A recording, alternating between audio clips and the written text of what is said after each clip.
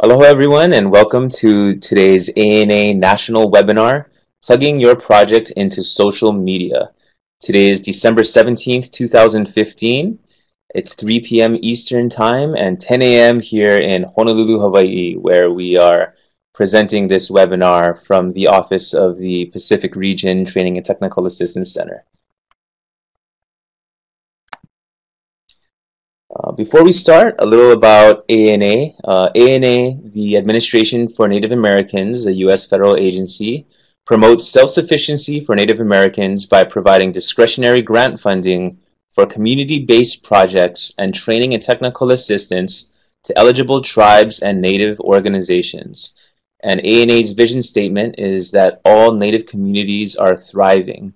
And so until that dream is achieved, they will be continuing to work to provide training and technical assistance, such as this webinar, to help Native communities reach that level of thriving. And you can learn more about them on their website there. It's www.acf.hhs.gov/programs/ANA. So today's webinar is being presented by the Pacific Region TTA Center, a Training and Technical Assistance Center. We provide training in the forms of webinars and real-life workshops around the Pacific, as well as technical assistance both virtually and in our office for any eligible Native American or Pacific Islander group that's applying for grant funding from the Administration for Native Americans.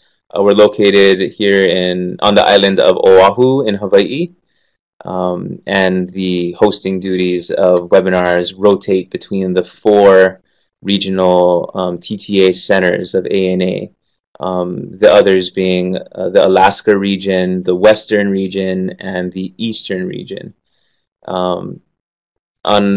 Pictured on screen there is our staff. On the left is our executive director, our regional director, Keone Nunez, our training specialist, Napua Harbottle, technical assistance specialist, Susan White in the middle there, and then I'm all the way there on the right. My name is Matthew Ng. I am the outreach and technology specialist here in the Pacific region. And I send out all the emails from our office, put together the webinars, and I'll be the presenter for today's session. Before working with ANA and the Pacific TTA Center, I worked as a journalist. I worked for a few magazines, also did some branding and PR consulting after that before coming to the Pacific TTA Center. So a lot of what I'll be saying comes from the media side of things. So today's webinar is going to be on developing a strategic social media plan. And, you know, a lot of times organizations will call our office or, you know, ask me that, you know, that they've been told that they need a Facebook page by someone, or they've seen that organizations related to them have some kind of social media page, and because they hear that people have it, they just assume that they should have one as well. You know, while to some degree that might have some bearing, it's much more important to know why you need your social media platform. One of the things that's happening more often now is that you know, social media platforms rise and fall. So, you know, just focusing too much on one individual platform without really thinking about if, you know, your community actually uses that platform, or considering how your community uses that platform, can really, you know, eat up a lot of time without providing the results that you're probably looking for. So rather than just, you know, making your decisions based on buzzwords you hear or recommendations from one or two individuals within your organization or from outside. It's better to base your decisions on how people organically use it, and to try and base your choices on measurable evidence. And so we'll try and get into that today. Without a plan, or with a plan, you'll have a destination. You'll know where you're going. Um, you know, Taking on a social media strategy over the long term does take up some time. So, you're gonna every month try to revisit the types of posts that you're going to be making, planning content, and then on a daily basis, you're going to be, not only posting content to your various social media platforms, but also keeping up with the types of conversations that might be happening within each platform. And so it does take up some time. So, before jumping into it, it's really good to have a plan. Otherwise, it can really feel like the wheels are just spinning in the sand and you're not really going anywhere. And so, in creating a plan and, in trying to align it with the project planning and development concepts that ANA really teaches in all of its training and technical assistance, we want to make sure that this plan is objective based. And nailing our social media strategies to objectives allows us to keep that end goal in sight, and to make sure that all of the decisions that we make, at least in an as educated guess way as possible, we can try to imagine the trajectory from the types of small posts that we're making on a daily basis, and how that will connect with that end goal through the user that we're trying to communicate with. And the objective-based plan, for those of you who have worked with an ANA grant in the past, measurable objectives also allows us to create objective-based work plans, which creates a nice logical type of posting strategy that we can use to assign it to different people in our organization, as well as making sure that all of our categories are covered. So today's goal is to really teach you the conceptual foundations for a successful social media strategy, no matter the platform. As I was saying earlier, social media platforms come and go. There are some huge ones that persist, so Facebook is probably not going anywhere anytime soon. YouTube, probably not. Twitter, depends on which area you're in, but it might be on the rise, it might be on the fall. But even Facebook, for example, a lot of younger people are leaving Facebook in droves, and a lot of it is, the perception of these communities in terms of how they're used. And there's also a generational shift. Social media is made to be social, to facilitate conversations between people and communities and networks, and so it's really going to reflect the social dynamic of whatever the current generation of users is accustomed to. So you see a lot of young people leaving Facebook now and opting for other types of platforms, maybe more based on their mobile platforms, like Snapchat or Instagram even. So rather than focusing too much on one specific platform, we're going to focus more on strategic elements. But we did do a webinar in 2014 that covered more of the different individual pieces of your social media strategy or empire. So you could find that in our YouTube channel as well. And I'll be sending out links to those webinar recordings and extra resources via the email address that you registered with. So if you join this webinar without registering, or if you're watching it online in a future recording, please go back and register in our registration form, which I'll post at the end of this webinar, and I'll send it out to everyone via the email address you provide.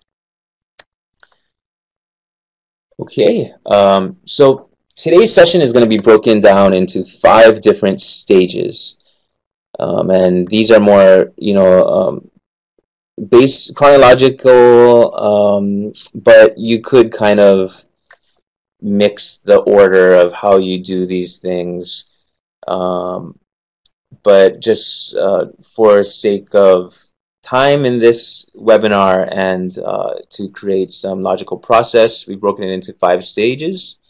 The first is defining your purpose. That is, creating objectives, measurable objectives that you can use to measure, what you're doing and to have your goal in mind as you go through your social media strategy. Next is getting to know your communities. And, our process here at ANA, our project planning process is very much community oriented. We want projects to be built from the same community that it will serve. You'll find that your communities online definitely mirror some of the attributes of the people that you know in person. And so your relationships in person will definitely help to inform what you do online, but sometimes people also have, see their online personality and role in a slightly different way than they might see their real life personality. So that's another thing to consider as well. Next, we're going to be mapping the social media landscape, just, auditing your current assets and looking at other similar types of organizations and trying to borrow strategies from them. Then we'll be finally get into the actual posting strategy and crafting how we're going to post, what types of things we're going to post, and when. And lastly, we're going to learn to track, analyze, and constantly improve our strategy so that we are adapting with the times. We are keeping up with the newest social media platforms, but only if those are the ones that our communities are actually using or want to use. And so we'll talk a little about how we can continue this process as an indefinite loop, just getting better and better with each iteration. Okay, so stage 1 is defining your purpose, and really we're asking ourselves, why are we doing this in the first place? Keeping up with a good social media plan takes time, and it takes energy and effort, and it's going to take up, about an hour or up to 2 hours a day for your staff members. And, that workload can be shared amongst different staff members, or it can just be dedicated to one person whose job it is to oversee social media. But in any case, you're going to want to involve more than just that one individual so that you're using it as an opportunity to highlight all of the things that your organization does best. So, we want to make sure we know why we're doing this before we just start doing it, as with anything. And so really we want to start with SMART objectives. And anyone who's been to an ANA training in the past would be familiar with the SMART criteria. That is, that your objectives are specific, that they're measurable, that they're attainable, that they're realistic and time-bound, or relevant. And your objectives for social media doesn't need to be as maybe fine-tuned as what you would create for an ANA grant application per se, or even more strategic corporate document. But you want to make sure that it's worded in a way that will remind you of your original intent when, in a year down the line, you're wondering, why are we doing this again? And if you read that objective, it should remind you what this was all about. And so, in reality, you really want to focus most on the measurable and time-bound aspects of your objectives. Um, in terms of measurability, uh, that's oftentimes going to, a lot of times people will create social media objectives with measures that are based in, the specific metrics of specific platforms.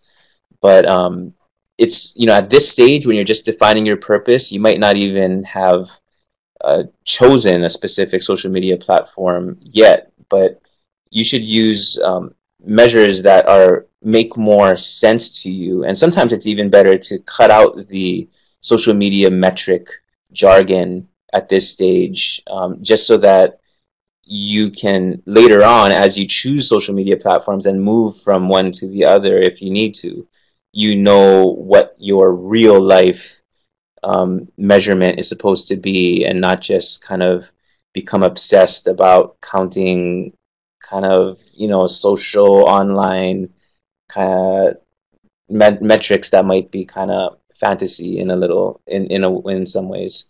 And so these objectives for online social media purposes usually come in three flavors. You have your awareness type objectives, which are basically helping to raise awareness about your organization or your project. If your strategy is for more of a short-term campaign rather than a long one, just kind of making sure people know who you are.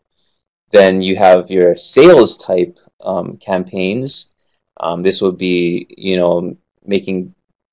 trying to get people to either buy something or to register for a volunteer list that you have, or to click on a button, even anything that's trying to guide them towards a specific call to action at that moment that will produce value for your organization, maybe make a donation. And another is loyalty, which is just to reward existing community members or people who already know about your organization, and keeping them in the loop and feeling valued with what you do. So it's important to know which type your objective is before you set it in stone, because this is really what's going to remind you of the intent of that campaign. But of course, you might kind of dip into some of those other, types of flavors within any one individual campaign. But yeah, think about which it is, because, for example, if this is a salesy type of campaign, you want to make sure that you know that, because you could start, if you start bombarding people's news feeds with sales types posts constantly, then people are going to start tuning you out after a while, because they're gonna kind of just see it as one of the many ads on the page, advertisements that they just tune out already. So just keep those kinds of things in mind. And so one good way to start is by asking yourself who you are, right? And a lot of times, the types of organizations we have our official mission statements, but they don't necessarily roll off the tongue, right? Sometimes what we have on file with the IRS and our 501c3 application would take way too long to tell anyone in real life. And so, instead of that official mission, you might want to see if it's something that is a little more conversational. So you might ask yourself, if you saw it, if you saw an old friend who you haven't seen for years, or maybe if you're trying to you started working at this new organization and you need to tell your mom what you do, how would you explain that to that person, right? How would you, what kinds of words would you use? How would you quickly give this elevator pitch type version of your mission to someone that you actually care about? If you think about it that way, it'll help to humanize your messaging, and that's the type of language that connects best with people online and social media. You also want to ask yourself what your core competencies are. That is, what does my organization do best? What does it do better than anyone else, especially within the communities that we work with? And, you know, and also considering what you feel are your top competencies and also what your community would feel are your top competencies. If you can really focus on those three core competencies, it'll really help to, um, not only um, flavor the types of categorical information that you collect, but also the types of words that you use in your posts and keywords that you use to have Google index your website, for example. Um, and I mean, if we get down to even the smallest level, what if you only had one word to describe your organization? And this is good just to have in front of you on a page, just to drill into that type of uh, a core competency idea. And so you don't you don't want to use an adjective in this exercise. You'd want to use some type of noun. And so, examples would be for Disney, this would their one word would be magic.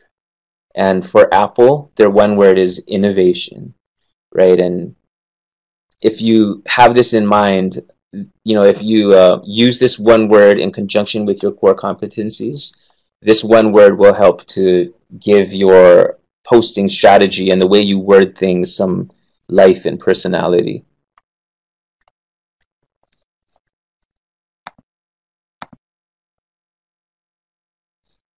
So a lot of and sorry, before I move on, your goal is to distill your mission into a 120 character version of your main mission, so your elevator pitch. And this is just based on Twitter, but a lot of social media platforms will have a small area where you can write something about your organization. In order to keep it short, I would just try to run it past the 120 character test. If you can go longer than that, then that's okay as well. But it's good to have this 120 character version just so that you can easily plug it into different social media platforms. And so the last step is to humanize your organization. And if you are posting in social media, it is a conversation, and so people want to feel that type of human personality coming off of your organization and the way that you speak, right? When you post things, you should have a voice. Even like news organizations like the New York Times and NPR and Washington Post, the way that they'll post their stories to social media feeds is they'll use some type of intriguing sentence or two that sounds like something that your friend would say as they are referencing the story, rather than just copy and pasting the very newsy headline of the story right into the post. But each of them has their own unique voice that they use when they're delivering content to social media. And so you should kind of imagine your organization as a person. So a good way to do this is sit down with one of your coworkers, and maybe someone who will be working on the social media strategy with you, and just ask each other some of these questions. Like, if our organization was a person, how would it act? What would be its relationship to our community? So do you feel like you'd be more of a coach? And if you're a coach, would it be more of like a life coach or a competitive coach, right? Would you be more of a parent, more of a best friend, more of like, that favorite teacher you had who you'd always be excited about learning about? There's not really one way to do it. It kind of will depend on the type of work you do and the expectations of your community. But, having a good voice will help you to really lock in with your communities. And a good final thing to ask yourself is, would you pass the cocktail party test?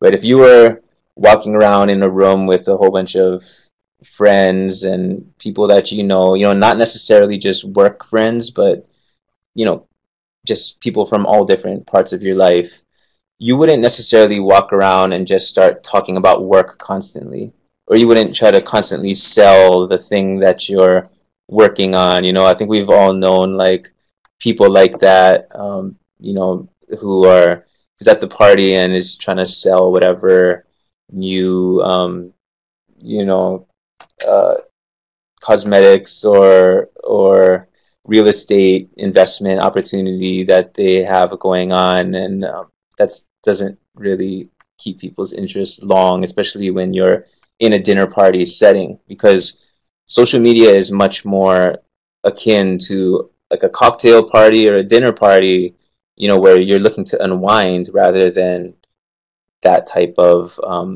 deep work type of networking room. All right, so the next thing to consider is, who are your communities?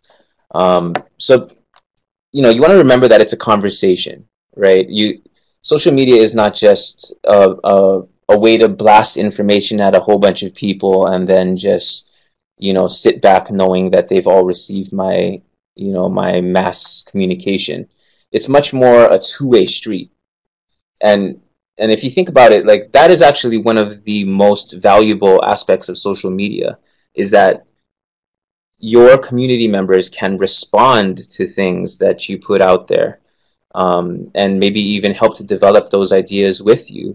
And the same way that ANA projects start with community-based planning sessions, social media can provide an opportunity for the community to constantly be giving their input on what's happening, on the news stories and issues that are important to your community, on new projects that you'll launch, or guest speakers that you'll highlight, or volunteer opportunities that you're proposing. And people will comment as long as they know that someone's on the other end listening. And so that's one of the main reasons why you want to be checking in on a daily basis, just responding to comments as they come in, and try to keep it very personal. You'd be surprised at how active some of the largest companies out there are with actually responding to just small little comments that their customers post on their Facebook pages or different social media pages. You also want to make decisions based on evidence whenever possible to keep up with changing times.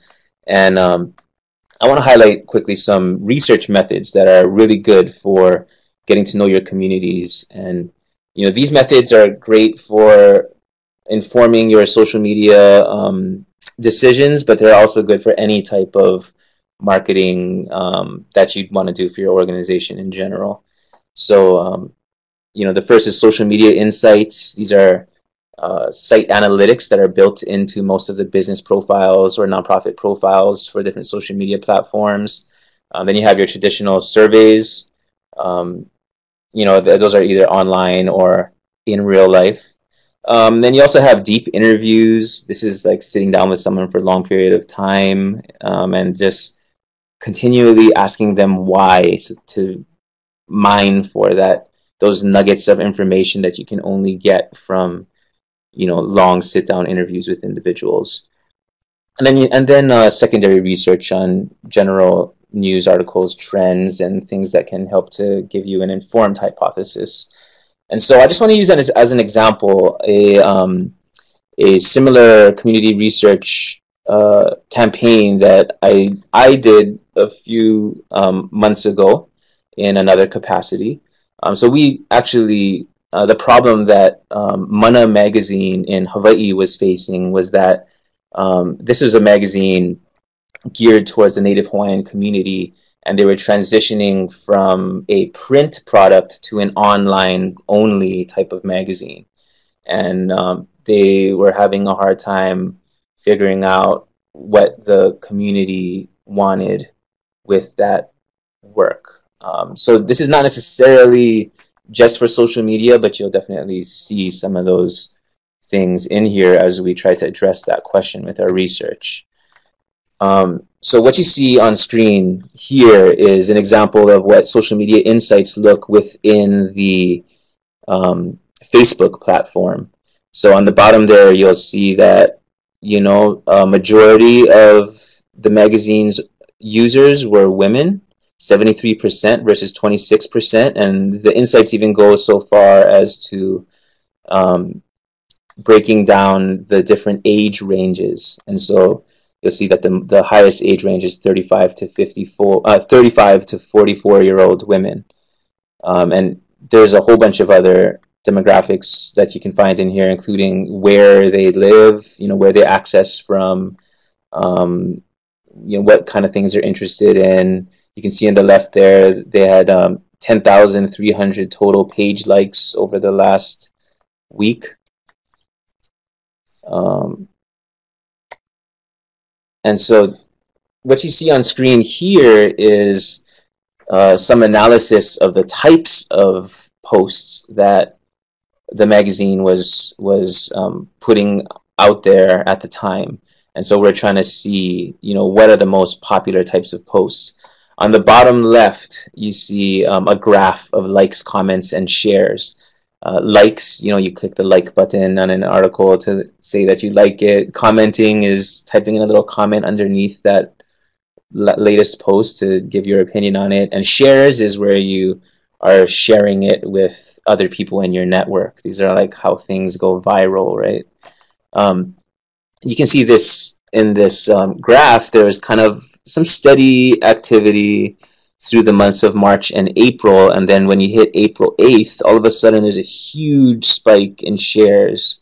And through our analysis, we found that this came from two specific types of articles that just happened coincidentally to be published at the same time, which was a dance hula performance called the Merry Monarch on the Big Island, as well as some protests that were happening up on Mauna Kea mountain on the Big Island. And so these two hot topics just created this huge spike in traffic.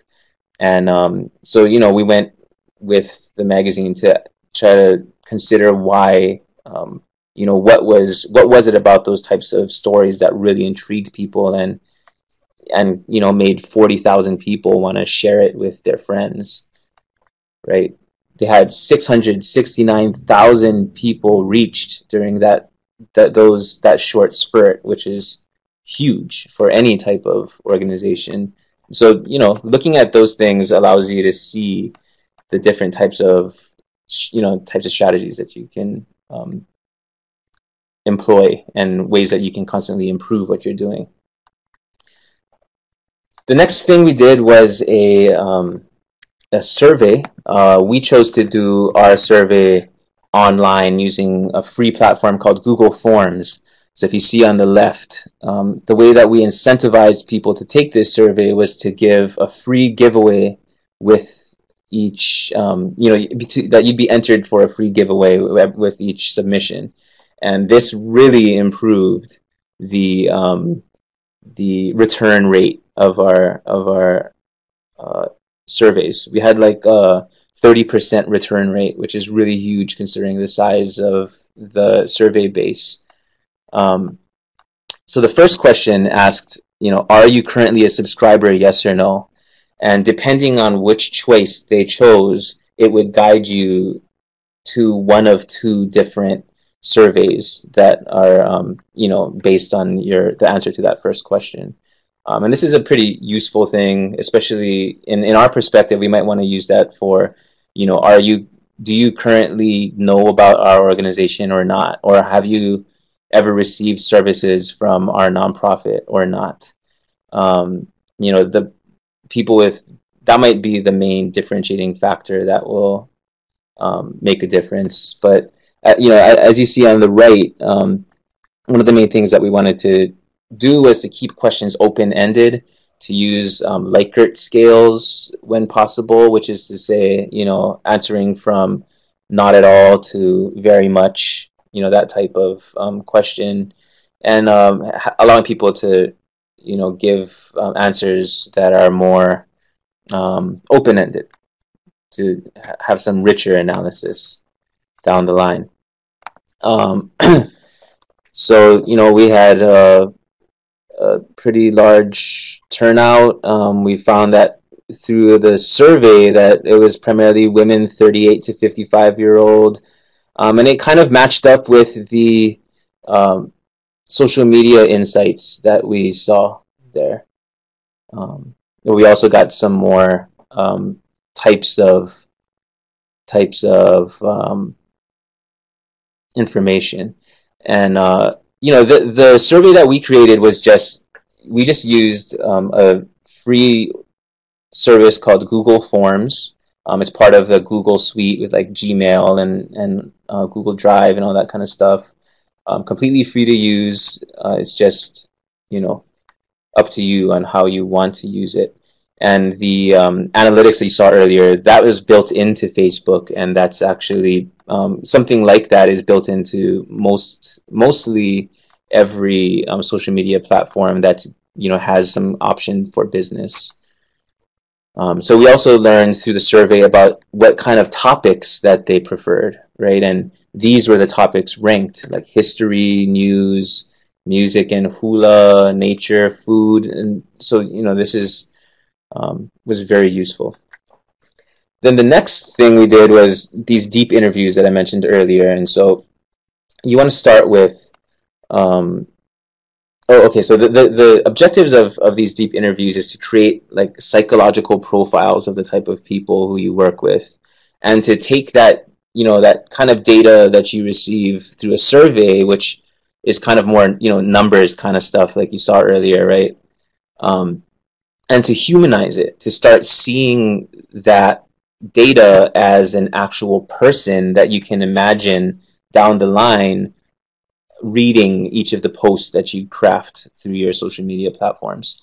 So this will allow you to create distinct reference groups. So basically, 2 or 3 different types of people that primarily exist within your community that can be the litmus test for how well you'll be communicating through social media. And so this is kind of what you see on screen here is the process for the design thinking philosophy of deep interviews. First, you start by introducing yourself, then the why you're doing this this interview, then build rapport through some basic kind of questions.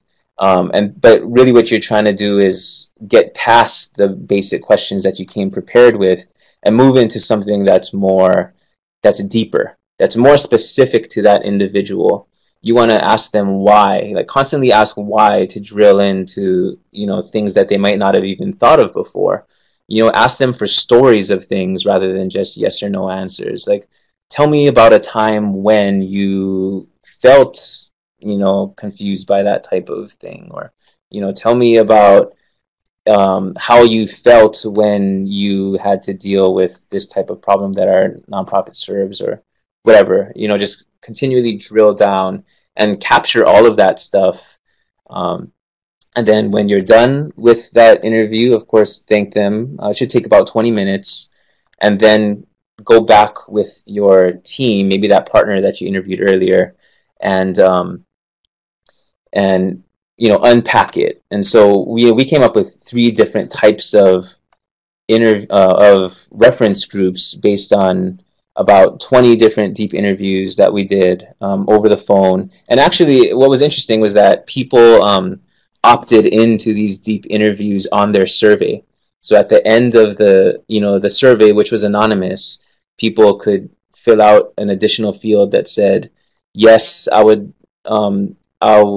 yes, it's okay if you contact me for more information, for an interview about my preferences with Mana Magazine, and then they put in their phone number there, and just opted into it, and it didn't even they didn't even we didn't require that they opt in to get entered for the drawing that we were offering, but I think like 40% of people opted in to that follow-up interview. So we really just interviewed a small cross-section that we felt was representative of the larger response, the larger group. And so we saw all these different trends through the different interviews. And then the last is to look at some industry benchmarks, some secondary research, and this is just through general online research, Pew Center surveys, stuff like that. But you just want to be careful with that type of general research, because a lot of times, as we know, the statistics for the general U.S. population do not necessarily reflect the realities of the Native communities we work with. So But it's still good to know. Okay, so I'm going to start hurrying it up because we are running out of time. Next, you want to map the social media landscape. And so, what's the context for your communications? And this can happen at the same time as stage two in reality. So imagine like your social media empire is like a little city, and it's on this endless continent where all of the terrain is, going up and down, and for some communities, like they want to live here and some want to live there. A lot of times they have to pass through another organization's social media setup in order to reach yours, or maybe they're more familiar with that other city, but you want them to migrate towards yours. Um, you want to know what's going on both within your city and within the neighboring cities. So you want to start by auditing your own accounts. So a lot of us have social media platforms that we started like years ago, right? We started a Facebook account like 3 years ago. Some kid who was interning for us started it and it was working well, but then he left, or he or she left, and now it kind of just turned into a ghost town. So first you want to make sure that like, you have the login info from that person so that you can actually log into those accounts and start making changes yourself. Some accounts have dedicated login pages just for that organization, and others require individuals within that organization to have personal accounts, and those personal accounts are then made the administrators of the business account. So you have to check on the social media platforms to see which is for you. You also want to make sure that your organization's name is not currently being used by imposters, especially if it's spammers or just bots who are trying to fish for people's personal info. And you probably want to try and buy your domain, your URL, your www.myorganization.org, just so that you can have that website to serve as the the city hall of your city. Next, you want to look at the competitive landscape. This is a term borrowed from more business strategy. In reality, we want to look more for potential partnerships. Social media is a great way to do it because your page can like other pages publicly and show publicly on your profile that you are affiliated with these like-minded organizations, right? So this is a way to really not only to publicly promote your partnerships and kind of get more value out of those types of agreements that you might make in your grant applications, but also to get some programmatic help by being able to share some of their posts to alleviate the post creation strategy, time that you're going to have to put into it. And then also you can tap into some of the networks that they serve, and maybe some markets and communities that you might not have considered before, but you now understand are relevant by looking at what those like-minded organizations are doing. And it's totally fine to just you see something that's working for one organization on social media and you just take that strategy and try to use it yourself. You'll see over time if it's going to work for you or not. And most likely you'll have to kind of tune it to your own style. And finally, you want to consider all of that information that you collected in that last stage and try to figure out how you can build that into your strategy. And then and only then will you actually choose specific social media platforms. And this should be based on, looking at how active your current accounts are, looking at what type of platforms your competitors or partners are using, and then looking at the preference results from your surveys and interviews. And all right, this is the part that we're all looking forward to, how to actually craft your strategy. And I'm going to have to go through this a little quickly, but I'll follow up with more resources. So you really want to plan ahead to avoid burning out. It takes time, and if someone is not seeing the light at the end of the tunnel, it can feel like wasted effort sometimes on a daily basis, especially as you're ramping up to that type of large social media interactivity that you're really looking for.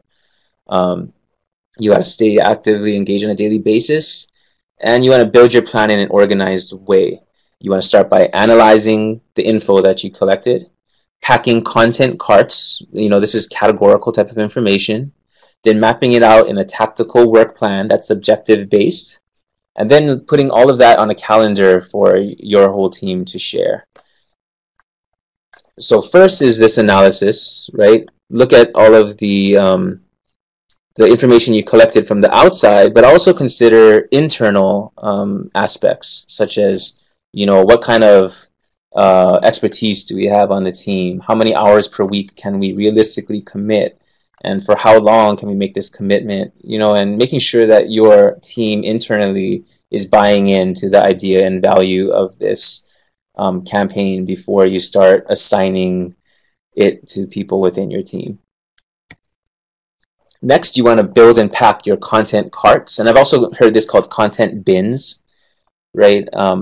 These are different types of information that you can tap into so that on a daily basis, you don't just have to make up interesting things, because that can be really difficult and taxing to be so interesting so often.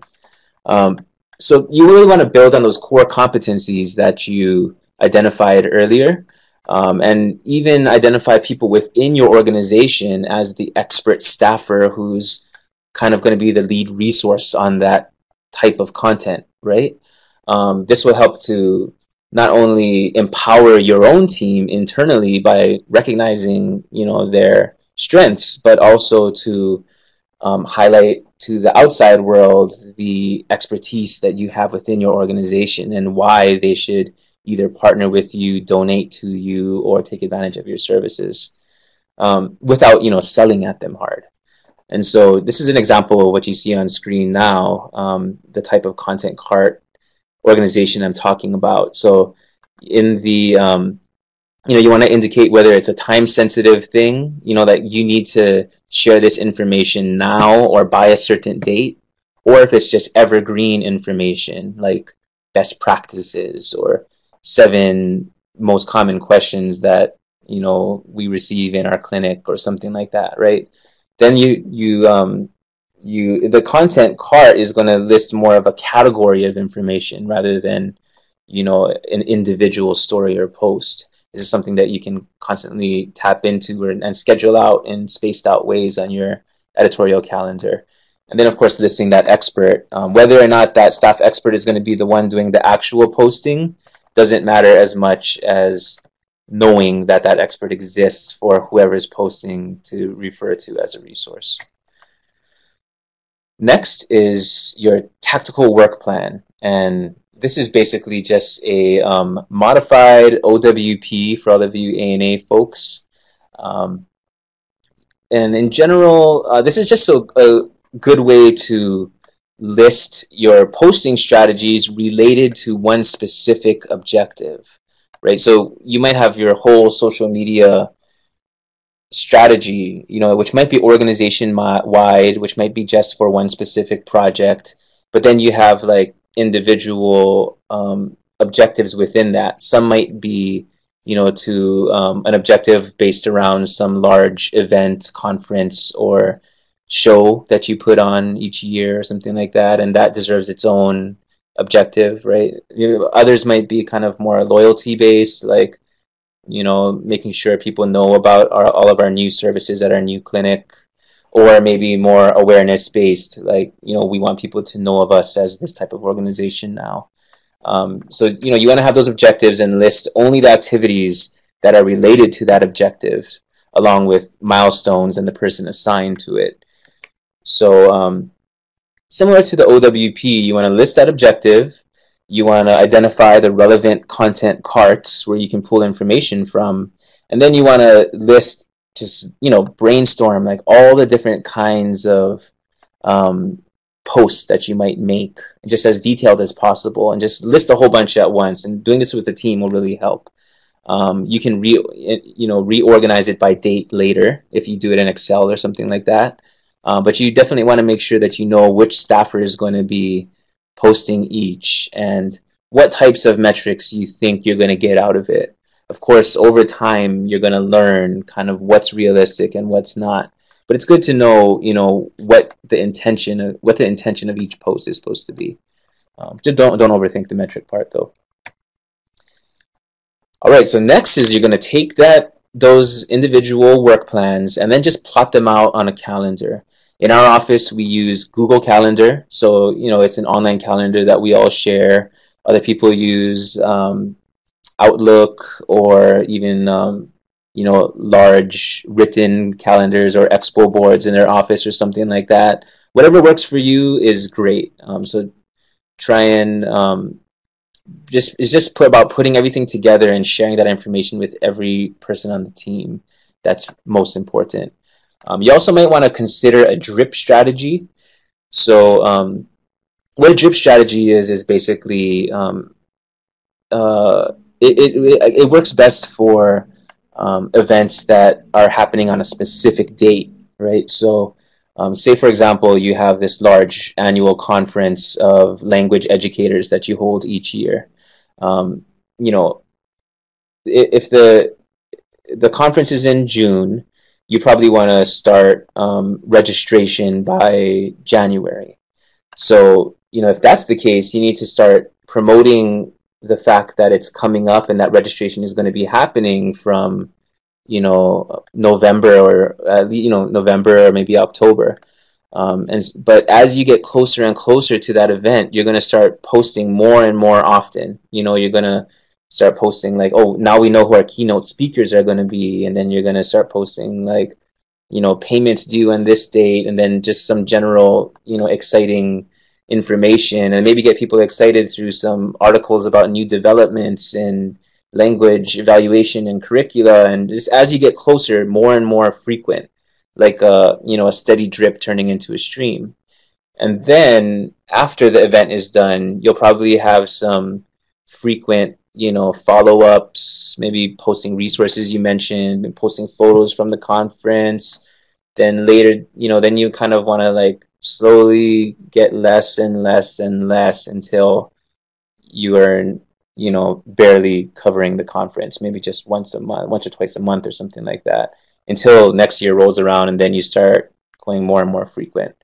Planning out a drip strategy like that will help prevent the perception in the eyes of your online communities that you're just trying to constantly sell the same thing at them, and you're just barraging them with ads related to that one thing. That can get very tiring, and that's one of the main ways that people start to either tune you out or just to unfollow you in general. And a good way to cut down on burnout is to cycle through different blog writers and featured partners. So maybe even featuring content written by people outside of your organization, or writing one blog on your website and then sharing that blog on each of the different social media platforms in slightly different ways. And then, of course, you want to commit to that plan. So, you create a plan, try and stick to it. Of course, if something's not working, you want to reassess what you're doing and adjust.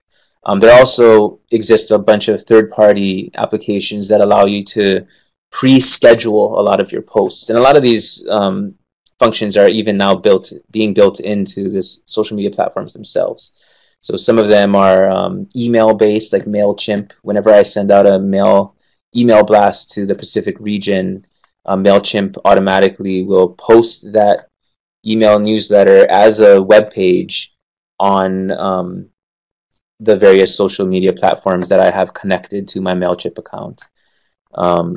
And, as your communities move, as new social media platforms come out and, entice people to join them, you want to make sure that you're not left in the old platform being associated with all the oldness that entails. Some final tips: show, don't tell. Answer the question, what have I done, rather than what do I do. This will, help you to be a little more humble, a little less salesy, and also to give more stories rather than bullet points. Choose keywords that will hit home. This will also help in your Google searches and your general search results within social media platforms. Avoid buzzwords.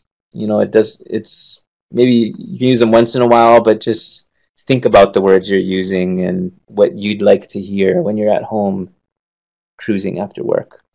Build in a value proposition. So if you want them to click, call you, sign up, donate, something like that, make sure you're giving them a reason why. And sometimes it's better to have, to refer them to this separate page, rather than just saying like, click here to pay now. It's maybe better to like refer them to this page that can provide more context, more beautiful photos of the kids who the donation will be supporting, stuff like that. And then, give them a reason to come back, I guess. And keep it human. Just remember that. Lastly is tracking, analyzing, and improving in the Pacific region. And we've also done a webinar on this in the past. We use this PDCA cycle of improvement. Starts with planning what you want to improve on. Then do, that is to test possible solutions on a small scale. Then check to see if those different possible solutions are working before acting and rolling out that new improvement on the large scale, and then tracking how that went so that you can restart the cycle and with planning again. A good thing to use, as I showed earlier, is your built-in native insights that are within your social platforms. You can get all those types of demographic and social usership information there, as well as information about, shares, like what people feel drawn to share with other people. This is like basically how things go viral, right? And engagement. And if you start to, you can kind of guess the topical causes of that. Like maybe people are more interested in this type of story versus that type of story. But sometimes it's a little more, it's a little less obvious than that. Sometimes you might notice that the reason people are clicking on this more is because of the way that I worded this headline, right? Maybe if I put out the same story 3 times, maybe for a small group, and the first time I say, "Oh, how to be happier at work," and then the next time I put it out, I say, "How 7 tips for being happier at work." And then the last one might be like, how to go through work with a smile on your face, something like that, right? But it's the same type of content within it. It's just presented in a different way. You might want to then look at what's working on a small scale before you choose the one final headline to promote on the large scale.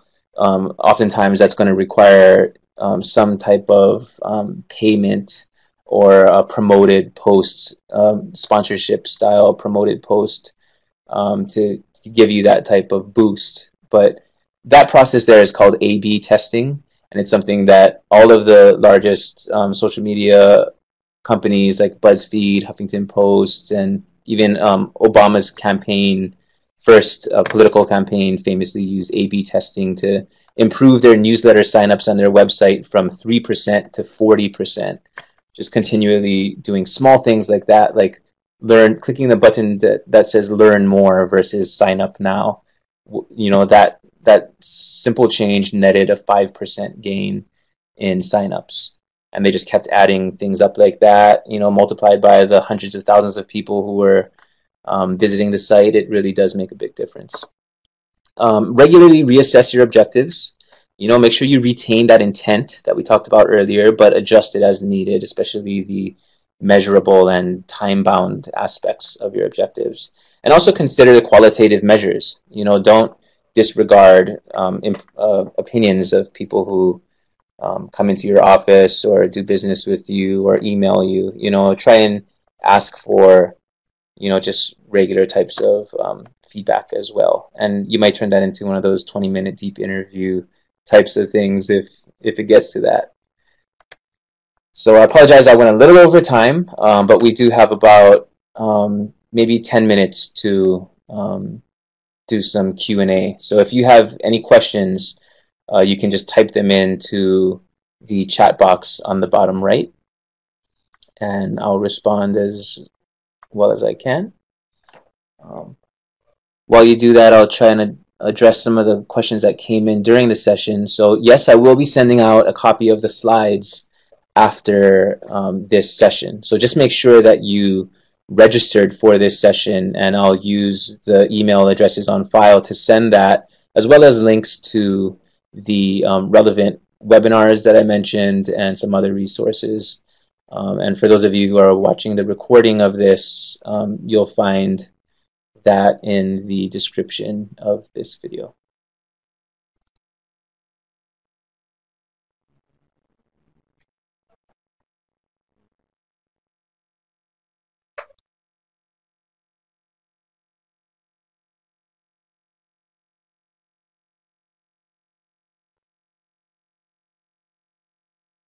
Thank you, Luana.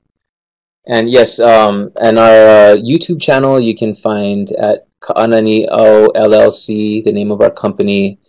I'll send a link out to that YouTube channel as well.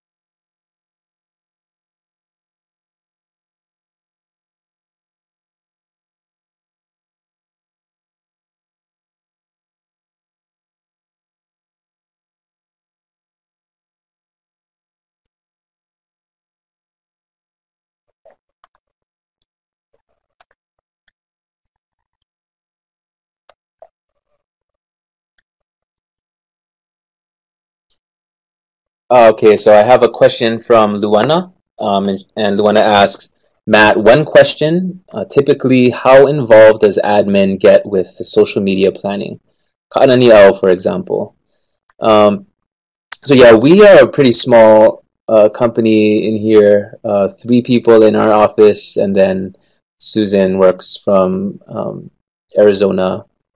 Uh, but yeah, so in our office, it's pretty small, but so I kind of do everything myself, but typically in a larger organization that has, a distinct administrative level, and then, management, middle management, and, that type of hierarchy, um, you mostly don't want to have that top level person approving each post or anything like that. I think so take Mana Magazine, for example. Mana Magazine was a larger organization, and they, in addition to their social media publishing, they also published a regular magazine. They held events. They did kind of advertising kind of stuff, all different divisions. So really, the at the admin level, the publisher of the magazine, the top level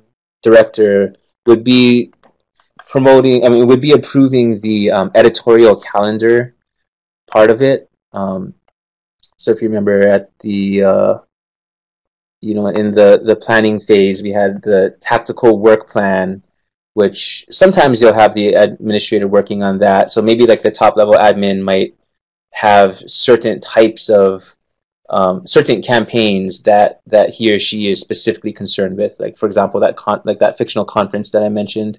They might be really concerned with the conference and want to make sure that certain things are met within that work plan. But then they're not so concerned about how you want to address like more topical things, best practices like that. So they might work with that, but in the main thing that you'll want to have the administrators be involved with is the editorial calendar level, where you have all of those different campaigns combined onto one calendar. And that administrator it's going to take up some time for the individuals who are working with that with social media. So it's good that your administrator knows how much how much time is going to be spent on it and can approve that time as well, and how you're spending your time. Um, okay, and Brian Curl is asking, what social media is popular with Hawaiians on the outer islands as this time? Um, I'm not too sure, like statistically speaking. I know from my own experience, we've tried Twitter, Facebook, and Google Plus primarily within our office here. Google Plus didn't have much traction for us. The best function of Google Plus was its ability to deliver things directly to Gmail, your Gmail inbox. So a lot of times the interaction that we saw from people on Google Plus was actually happening within their Gmail inbox, and they weren't actually visiting the Google Plus page. But Facebook, on the other hand, we see being used in amongst all different age groups. Like you saw on the Mana Magazine profile, where they had hundreds of thousands of visitors, and primarily from Hawaii.